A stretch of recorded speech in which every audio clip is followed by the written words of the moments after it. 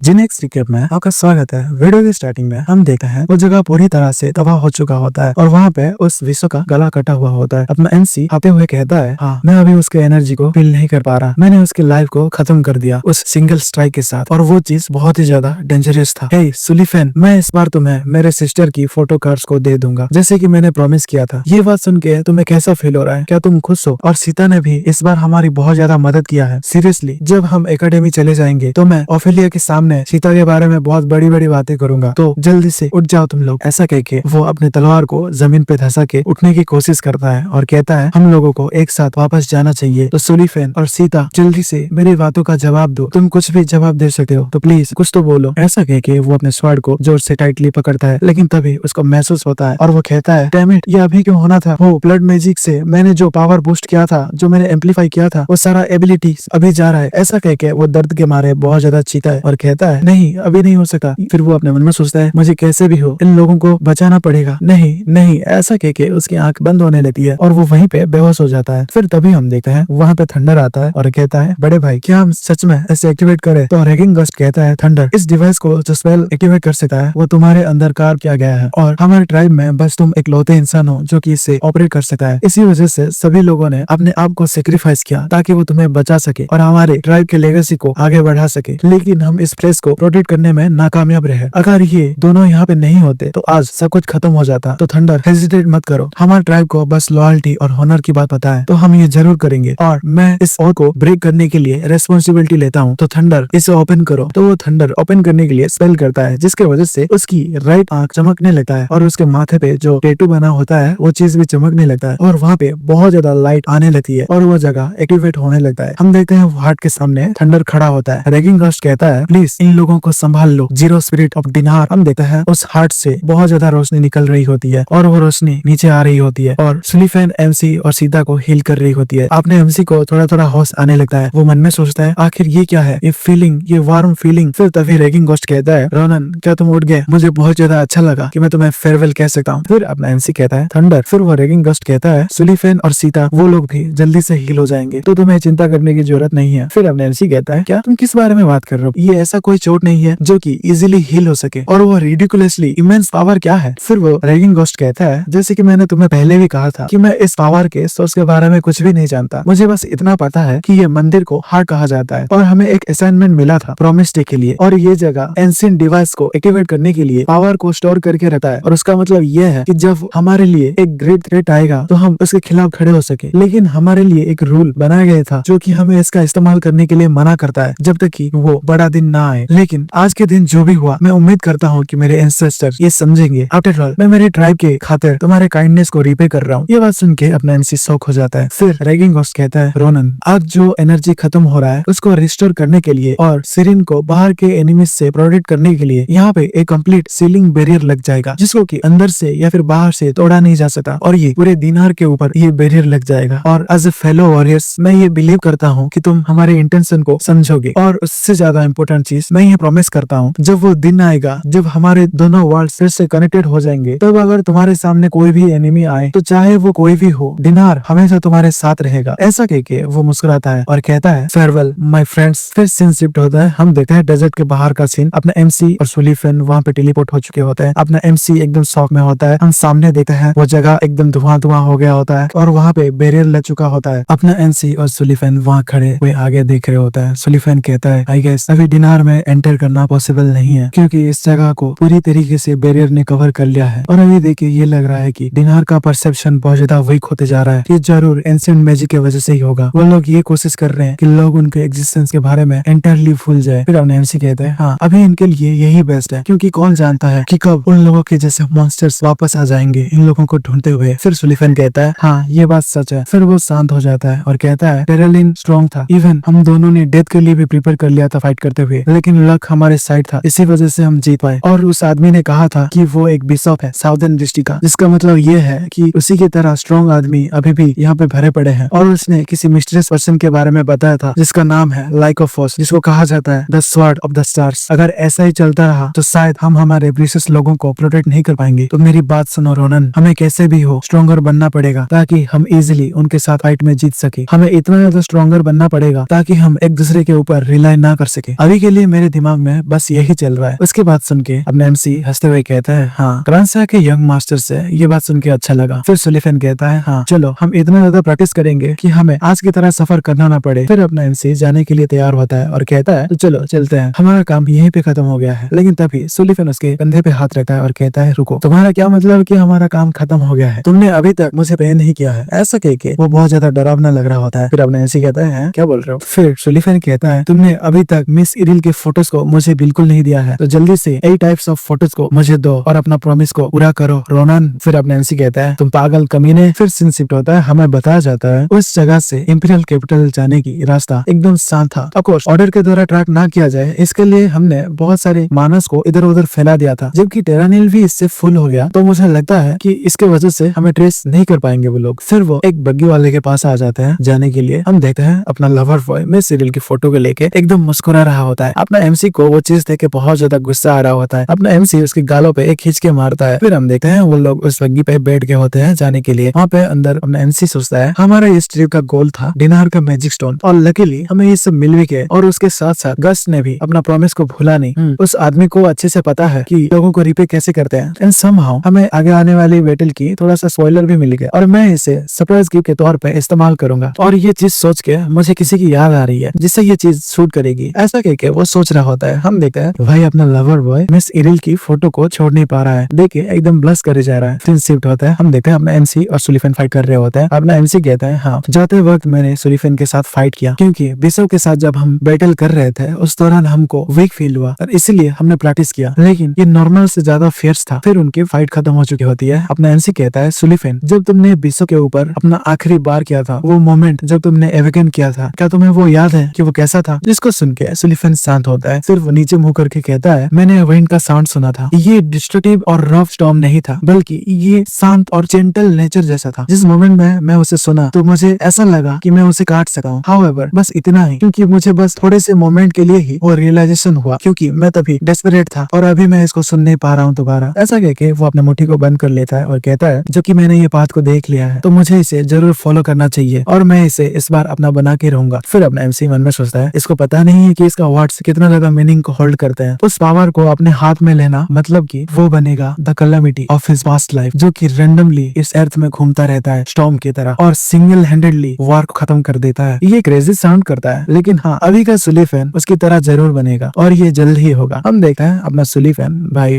Lover boy का क्या ही बोलूं, तो फिर से फोटो देख रहा है और बहुत ज्यादा मुस्कुरा रहा है। ये चीज देख के अपना एमसी को बहुत ज्यादा बेकार लगता है और कहता है क्या हो रहा है भाई यहाँ पे। फिर हम देखते हैं कुछ दिनों बाद का सीन, वहाँ पे सुलिफेन, एमसी और सीता वापस आ गए होते हैं फीलन एकेडमी में। फिर अपना एमसी कहता है हाँ हम घर वापस आ गए हैं, लॉन्ग टाइम नो सी फेलियन। फिर अपना एमसी जाते हुए कहता है चलो यहाँ से अलग हो जाते हैं। फिर सुलिफेन कहता है क्या तुम यहाँ पे आते ही वहाँ पे जाने वाले हो? फिर अपना एमसी कहता है हाँ, मुझे कैसे भी हो इस कमीने कर्स को जट से ही खत्म करना है, जितना जल्दी हो सके उतना जल्दी। फिर सीन शिफ्ट होता है, हम देखते हैं प्रोफेसर के रूम में। वो कहते हैं तुम वापस आ गए रोनन। फिर वो कहता है तो क्या तुम वो मैजिक स्टोन्स को लेके आए हो? फिर अपना एमसी अपने बोरियों से मैजिक स्टोन्स को टेबल में गिराने लगता है, जिसको देख वो प्रोफेसर शॉक हो जाते हैं। फिर अपना एमसी कहता है क्या इतना काफी रहेगा? प्रोफेसर प्लीज इमीडिएटली शुरू करे मेरे कर्स को ब्रेक करने की नेक्स्ट स्टेप। फिर अपना एमसी कहता है तो आप ये कह रहे हैं कि ये डिनार माउंटेन का मैजिक स्टोन मेरे कर्स को अपलिफ्ट करने के लिए जो रिचुअल किया जाएगा उस सर्कल को रेनफोर्स करेगा, और इसके पावर के साथ ये पॉसिबल है कि हम इस कर्स का ट्रू एसेंस को निकाल सके। फिर अपना एमसी उस कर्स को देखते हुए कहता है ये बहुत ज्यादा टेरेबल दिख रहा है, मैं ये बिलीव नहीं कर सकता कि मैं मेरे पूरे लाइफ तक इस कर्स के साथ जिया हूँ। फिर प्रोफेसर उस कर्स को अच्छे से देख रहे होता है और वो कहता है रोनन जब तुम उस मैजिक स्टोन को लेने के लिए गए थे तभी मैंने सारे रोस्ट केस सिनेरियोस के पॉसिबिलिटीज के लिए प्रिपेयर हो गया था, लेकिन जब मैं इसे देख रहा हूँ मेरे खुद की आंखों से तो मुझे अभी घबराहट हो रही है। जब ये कर्स का अपलिफ्टिंग शुरू होगा तो इसे रोका नहीं जा सकता और ये प्रोसेस शायद एक हफ्ता या फिर एक महीना या फिर एक साल भी चल सकता है। ये बात सुन के अपना एमसी सीरियस हो जाता है। फिर प्रोफेसर कहते हैं तुम अभी भी एक्स्ट्रा ऑर्डिनरी गिफ्टेड स्टूडेंट हो और इस कर्स के साथ भी तुम एक ऐसे स्वॉर्डमैन बनोगे जिसके बारे में हिस्ट्री में लिखा जाएगा। तो क्या तुम सच में इस कर्स को निकालना चाहते हो? इसके बिना भी तुम्हारे पास एक ब्राइट फ्यूचर है। उसकी बात सुन के अपना एमसी अपने मन में सोचता है एट दिस पॉइंट मैं मेरे प्रीवियस लाइफ के ग्रोथ को भी सरपास कर लिया, तो आयुध को रोकना मेरे लिए बड़ी बात नहीं होगी, लेकिन रियल थ्रेट तो उससे भी ज्यादा बड़ा है। जब वो जायंट का आर्मी आएगा तो वो बहुत बड़ा खतरा बनेगी, क्योंकि वो बहुत सारे हैं और उनके पास आयुध से 4 विंग्स ज्यादा है और उनको कहा जाता है जायंट 8 विंग्स। और उस कमीने आयुध के मरने के बाद जो अननोन एनिमी आया था वो तो उससे भी खतरनाक है और इस बार मेरे पास ज्यादा टाइम नहीं है, ऐसा वो सोच रहा होता है, जिसको प्रोफेसर देख के कहता है ऐसा लग रहा है कि मैं तुम्हारे माइंड को चेंज नहीं कर सकता। एटलीस्ट तुम अपने प्रीशियस लोगों के पास जाओ और उन लोगों को फेयरवेल कह दो, क्योंकि तुम उन लोगों से बहुत लंबे समय तक अलग रहोगे। फिर सीन शिफ्ट होता है, हम देखते हैं अपने एमसी के रूम में, वहाँ पे टेबल पे बहुत सारे खाने रखे होते हैं। हम देखते हैं आस्ले और मारिया वहाँ पे बैठे होते हैं। आस्ले कहता है क्या तुम्हें पता है कि हम यहाँ पे क्यों गैदर हुए हैं? तो मारिया कहती है मुझे भी नहीं पता, मुझे लगा कि सभी लोग यहाँ पे हैंग आउट करना चाहते हैं। फिर हम देखते हैं सुलिफेन वहाँ पे खाना खाते हुए कहता है वाह, मिस ईल के हाथों से बना खाना, ये तो बहुत ज्यादा स्वादिष्ट है। हम देखते हैं वहाँ पे ओफेलिया और बेरियम सीनियर भी बैठे होते हैं। फिर हम देखते हैं अपना एनसी वहाँ पे चुपचाप बैठा होता है। फिर वो कहता है मैंने अचानक से यहाँ पे सभी लोगों को गैदर होने के लिए बोल दिया, क्योंकि कुछ समय के लिए आप लोग मुझे नहीं देख पाओगे, शायद ये कुछ सालों तक भी हो सकता है या फिर उससे भी ज्यादा। ये बात सुन के आस्ले कहता है रोनन, अगर तुम सडनली ये क्या कह रहे हो? क्या तुम किसी एडवेंचर के लिए बहुत ज्यादा दूर जा रहे हो? अगर ऐसी बात है तो हम सभी एक साथ जा सकते हैं। ये बात सुन के अपना एनसी कहता है तुम्हारे सेंटिमेंट के लिए तुम्हारा शुक्रिया, लेकिन ये नहीं हो सकता, क्योंकि मैं मेरे कर्ज को निकालने के लिए जा रहा हूँ प्रोफेसर के पास, और मुझे ये पता नहीं है कि ये कितना समय लगेगा ये चीज को पूरा होने में, और इसलिए मैंने मेरे सिस्टर को कहा था कि वो ये गैदरिंग को सेटअप करे मेरे लिए। वेल, जबकि सभी लोग यहाँ पे आ गए हैं तो चलो इसे एंजॉय करते हैं। फिर हम देखते हैं मारिया उसके बाद सुन के सेट होती है। आस्ले उसको देख रहा होता है। फिर मारिया कहती है क्या ये बहुत ज्यादा डेंजरस है? फिर अपने एनसी कहता है आखिर तुम इतना ज्यादा चिंता क्यों कर रही हो? क्योंकि ये पहली बार नहीं है कि प्रोफेसर इतना ज्यादा ओवर रिएक्ट कर रहे हैं। मैं सब कुछ संभाल लूंगा और सब कुछ स्मूथली हो जाएगा, तो तुम्हें चिंता करने की जरूरत नहीं है। एनीवे, सभी लोग मेरी बात को अच्छे से सुनना। फर्स्ट, सीनियर बेरियम, आप अभी ऑलरेडी एक्सीलेंट वॉरियर है, लेकिन आप बहुत ज्यादा ऑफेंस में फोकस करते हैं और डिफेंस को नेग्लेक्ट करते हैं, तो आप अपने डिफेंस में थोड़ा सा ध्यान दीजिए, इससे आप बहुत ज्यादा स्ट्रॉन्ग हो जाएंगे। ये बात सुन के बेरियम सुनबे कहता है तुम्हारा शुक्रिया जूनियर। फिर अब नैन्सी ओफेलिया से कहते हैं हाँ, ये मेरे लिए कहना शर्मनाक है, बट ओफेलिया सीनियर, मैं चाहता हूँ कि सीता आपके साथ रहे, क्योंकि ये बच्चा आपकी बात सुनता है। फिर ओफेलिया कहती है ठीक है, मैं ऑलवेज सीता को वेलकम करूंगी। फिर अब नैन्सी आस्ले से कहता है आस्ले, तुम्हें मैंने जो ग्रिमोर दिया था, तुम्हें उसको अच्छे से पढ़ना पड़ेगा, क्योंकि वो बहुत ज्यादा रेयर है, तुम्हें उसकी एक सिंगल लाइन को भी स्किप नहीं करना चाहिए। फिर अपना आस्ले कहता है ठीक है। फिर वो मारिया से कहता है और मारिया, तुम अपने शॉर्ट स्किल को और भी ज्यादा प्रैक्टिस करो और ट्रूली उसे अपना बनाओ, लेकिन तुम बहुत ज्यादा शॉर्ट के साथ ऑब्सेस मत होना, वरना तुम्हारा कोई भी बॉयफ्रेंड नहीं बनेगा। ऐसा कह के वो हंसने लगता है, जिसकी वजह से मारिया बहुत ज्यादा गुस्सा हो जाती है और कहती है ये तुम्हारा बिजनेस नहीं है, समझे? फिर वो ब्लश करते हुए कहती है ये बहुत ज्यादा एनोइंग है। फिर अपने एमसी थोड़ा सा सैड होकर स्माइल देता है और कहता है और रही बात सीनियर आदिशान और सुलिफेन की, आप लोग तो अच्छे से सब कुछ हैंडल कर लेंगे मेरे बिना भी, है ना? तो मुझे कुछ कहने की जरूरत नहीं है, लेकिन सीनियर, मैं बस आपको इतना कहना चाहूंगा कि आप बाकी लोगों की ट्रेनिंग के प्रति थोड़ा सा ध्यान दीजिए। अगर आप उन लोगों की ट्रेनिंग को देखेंगे तो ये सभी लोगों के लिए मददगार होगा। और सुलिफेन, तुम जो करते थे पहले तुम वही करना। तो सभी लोग समझ गए ना मेरी बात को? मैं जैसे ही वापस आऊंगा तो मैं इमीडिएटली इन सबको इंस्पेक्ट करूंगा, तो तुम्हें इसे लाइटली नहीं लेना चाहिए और अपना प्रैक्टिस को अच्छे से करना चाहिए। तो अभी हमारे बचे हुए टाइम को अच्छे से स्पेंड करते हैं। तो सभी लोग थोड़ा सा सैड वाला स्माइल देते हैं। फिर अपना एमसी कहता है हम वो सारे करेंगे जो हमने मिस कर दिए थे। फिर हम देखते हैं वो टेबल पे कैमरा रख के अपना फोटो सारे लेने लगते हैं। फिर अपना एमसी अपने मन में कहता है वो रात वो बहुत ज्यादा छोटा था, हमने हमारे फीलिंग्स को भी जाहिर नहीं कर पाए और उसके बिना ही हम लोग एक स्माइल के साथ सेपरेट हो गए, और ये होप करते हुए कि हम जल्द ही दोबारा मिलेंगे। फिर सीन शिफ्ट होता है, हम देखते हैं अपना एमसी प्रोफेसर के पास आ गया होता है। प्रोफेसर कहता है तुम्हारे रिलीव्ड एक्सप्रेशन देख के लग रहा है कि तुमने सभी लोगों को गुड बाय कह दिया है। फिर अपना एमसी कहता है हाँ, क्योंकि मैं जानता हूँ कि सभी लोग मेरे बिना भी कैपेबल हैं कि वो अपने आप का ख्याल रख सकते हैं। टू बी ऑनेस्ट, मैं मेरे बहन के बारे में बहुत ज्यादा चिंतित था, लेकिन मुझे पता चला कि वो सबसे ज्यादा स्ट्रॉन्गेस्ट है और उससे ज्यादा स्ट्रॉन्गेस्ट कोई नहीं है, और आखिर में मुझे मेरा काम करना ही पड़ेगा। फिर प्रोफेसर कहते हैं अच्छा ऐसा है, तो तुम्हारे अराउंड बहुत ज्यादा अच्छे लोग हैं, तो देन शुरू करे तुम्हारे कर्ज को निकालने की प्रक्रिया। फिर वो